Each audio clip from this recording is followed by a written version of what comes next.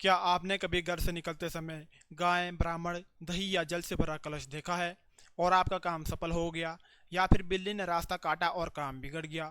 यह केवल संयोग है, अंधविश्वास है, या फिर इसके पीछे हजारों वर्षों पुराना छिपा कोई शास्त्र है? आज हम जानेंगे शकुन शास्त्र क्या है, इसका इतिहास क्या है और विज्ञान इसके बारे में क्या कहता है। नमस्कार, आप देख रहे हैं एस्ट्रो गुरुकुलम। आज हम प्रारंभ करने जा रहे हैं शकुन शास्त्र की संपूर्ण श्रृंखला।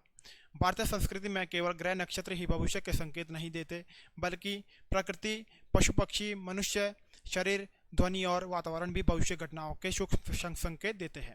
इन्हीं संकेतों के अध्ययन को शकुन शास्त्र कहा जाता है। आपकी संदर्भ पुस्तक के अनुसार शकुन समाज में प्रचलित ऐसी अवधारणा है जिसमें विशेष घटनाएं भविष्य के शुभ या अशुभ परिणामों का संकेत देती है। शुभ परिणाम बताने वाले संकेत शुभ शकुन और विपरीत परिणाम बताने वाले संकेत अपशकुन कहलाते हैं। संस्कृत में शकुन शब्द का अर्थ है संकेत, पूर्व सूचना या भविष्य का संकेत देने वाली घटना।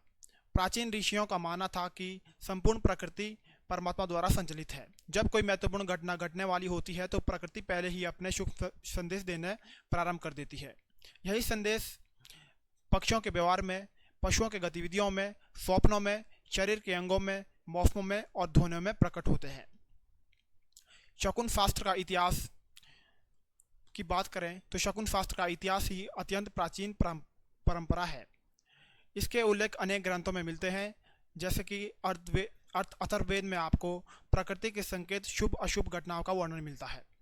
रामायण में जब भगवान श्री राम वनगमन को निकले और जब रावण का विनाश निकट था तब अनेक अशुभ शकुन प्रकट हुए।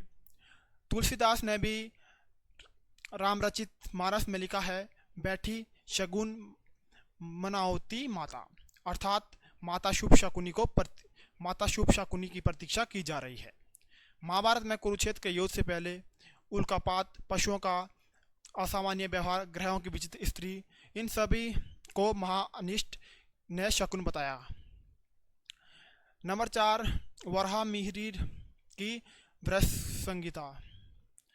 इस महान ग्रंथ में पशु पक्षियों, ग्रहों, मौसम, वर्षा, भूकंप और प्राकृतिक घटनाओं के आधार पर शकुनी का विस्तृत वर्णन मिलता है। शकुन कितने प्रकार के होते हैं? मुख्य रूप से शकुन 2 प्रकार के होते हैं। शुभ शकुन जो सफलता, धन, विवाह, संतान, यात्रा और सुखद समाचार का संदेश देते हैं, जैसे गाय, हाथी, ब्राह्मण, जल से भरा कलश, दही, फल, पुष्प, मोर और वेद ध्वनि। इसका दर्शन शुभ माना जाता है। वहीं दूसरा आता है आपका अशुभ शकुन, जो हानि, रोग, विवाद, मृत्यु या कार्य में बाधा का संकेत दें, जैसे टूटी खाट, झगड़ा, अप्रिय वचन, कुछ विशेष परिस्थितियों में बिल्ली, कुछ विशेष परिस्थितियों में पशु या पक्षी। इनका उल्लेख पारंपरिक शकुन ग्रंथों में मिलता है। शकुन क्या है? क्या शकुन अंधविश्वास है? यह सबसे बड़ा प्रश्न है। आधुनिक विज्ञान शकुनों को सार्वभौमिक नियम के रूप में स्वीकार नहीं करता, क्योंकि इनके लिए नियंत्रण वैज्ञानिक प्रमाण सीमित है। लेकिन विज्ञान यह भी मानता है कि पशु पक्षी मौसम में परिवर्तन को मनुष्य से पहले महसूस कर सकते हैं। भूकंप से पहले कई जानवर का व्यवहार बदल जाता है। पक्षियों का प्रवाह मौसम का संदेश देता है। चींटियां, मेंढक और मोर और अन्य जीव वर्षा से पहले अलग व्यवहार करते हैं। इसकी संदर्भ पुस्तक में भी वर्षा के पूर्व पशु पक्षियों और प्रकृति के संकेतों का उल्लेख किया गया है, जिन्हें लोकानुभव का आधार माना गया है।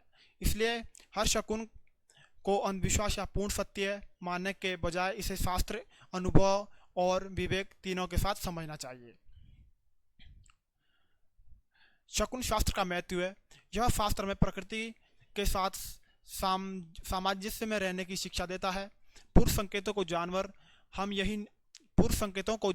यही निर्णय ले सकते हैं और हानि से बच सकते हैं।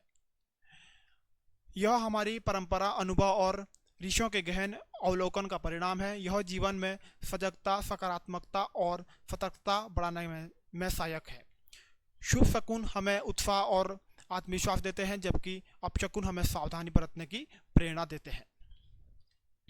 वैज्ञानिक दृष्टिकोण से देखें तो विज्ञान हर शकुन को सार्वभौमिक नियम के रूप में स्वीकार नहीं करता, क्योंकि इसके लिए नियंत्रित वैज्ञानिक प्रमाण सीमित है। किंतु विज्ञान मानता है कि पशु पक्षी और प्रकृति के अन्य जीव मानव से पहले सूक्ष्म परिवर्तनों को महसूस कर लेते हैं। कई शोध बताते हैं कि भूकंप, सुनामी, तूफान, वर्षा आदि से पहले जानवरों का व्यवहार बदल जाता है। इसलिए शकुन शास्त्र को अंधविश्वास की बजाय अनुभव, अवलोकन, परंपरा और विज्ञान, इन सभी के समन्वय से समझना चाहिए। तो दोस्तों, यदि आपको यह वीडियो पसंद आई हो तो वीडियो को लाइक कर देना, शेयर कर देना और हमारे चैनल एस्ट्रो गुरुकुलम को सब्सक्राइब कर बेल आइकन अवश्य दबाएं। हर हर महादेव, धन्यवाद।